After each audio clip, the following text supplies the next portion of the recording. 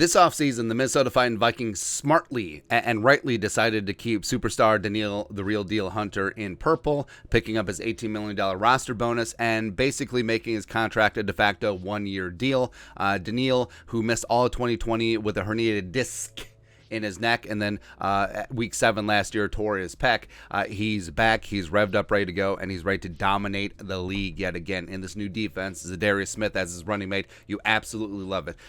Danielle Zadarius 2022. And ESPN writer Jeremy Fowler is doing his annual ranking the NFL's top 10 edge rushers for 2022. Execs, coaches, and players make their picks for the best defensive ends, outside linebackers. Now, this is sign number 5,972 that people shouldn't be allowed to vote on anything because a lot of it is getting by on reputation. Yes, these guys know the league for sure, but a lot of them, this guy has been good for a while, just sort of getting by on name value. Now, this is behind the ESPN paywall, so we're not going to spoil all of the details, but Danielle did not make the top 10, but he was voted honorable mention. Now, to a degree, this is a compliment, but it's a bit of a backhanded compliment because Danielle, like we said, has only played in 7 games over the last 2 seasons, but still makes this list relatively high on the honorable mention list, but fails to get in the top 10. But sort of understandable there. But the fact that he's on the honorable mention list, just a little bit, a modicum of respect right there. This is what they write. Danielle Hunter. Hunter is a top 10 rusher when healthy, but he has missed 26 games over the last 2 seasons. Still, he has 60.5 sacks in 85 career games. A long arm power guy. Greatest asset, speed, and length. Those things will always cause problems, an AFC coach said. I did not think he should be what he is. He certainly proved me wrong. I don't think he should be what he is. Get out of here.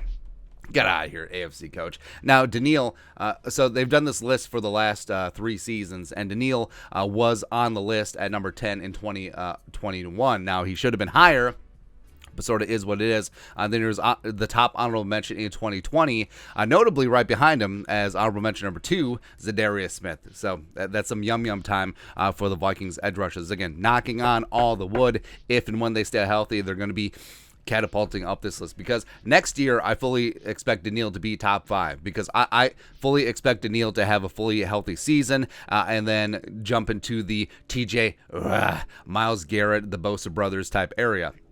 I think he certainly has that skill set. We just need to see it because we've said this ad nauseum. The last time that Danielle and Zadarius were fully healthy in the same season together was 2019 when there were 1, Zadarius, and 2, Danielle in the league in terms of pressure. So they can get after it, man. And Danielle get after that ass, man, because people forget.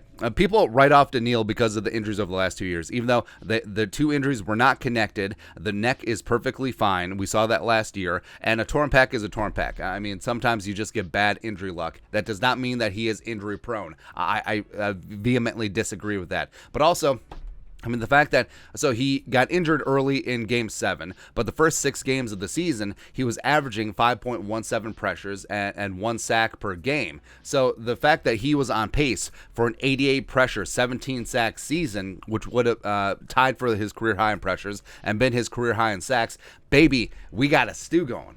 Danielle Hunter is back. I'm not worried about the pec. A pec is a pec is a pec. He'll be perfectly fine. What's more important is that the neck. The neck is good to go. And this new defensive scheme where they're going to free up Danielle to rush from the closed side, the open side, up in the double A gap. He's going to be rushing from all over the place, finding the weak spot. Ed Donatel is going to manufacture pressures for Danielle. Danielle's going to do his damn thing. And guess what? I am calling it right now with the 17-game season. I'm calling for 100 pressures. I'm calling for 18.5 sacks plus. Maybe he flirts with the sack record. I don't know. I do think that Danielle and Zadarius are going to be just an amazing edge rushing duo. I think this defense is going to be very advantageous. I think they're going to take advantage of certain situations, notably after, if and when the Vikings put up 14, 17-point leads, and all of a sudden the other team has to get one-dimensional, and then all of a sudden they're passing every single down. And guess what? Those offensive linemen, they get tired trying to block 99 and 55 all the time, man.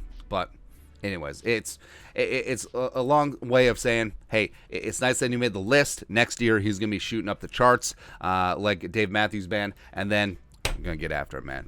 But like we said, everyone's questioning Danielle's health. I ain't worried because we saw the results last year, and a peck is a peck is a peck. The Vikings still may have some problems, but 99 ain't one. But your thoughts on our thoughts. ESPN omits Danielle Hunter from his top 10 edge rusher list.